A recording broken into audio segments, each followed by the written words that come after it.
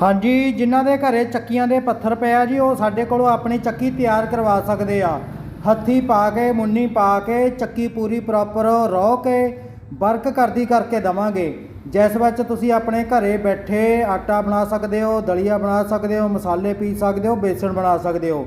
साडा नंबर हुणे डायल करो 8264444620 ते अपने पत्थर चक्की वाले पत्थर अपने कोलों तुसीं सही करवा सकते हो ते वर्क ते लिया सकते हो।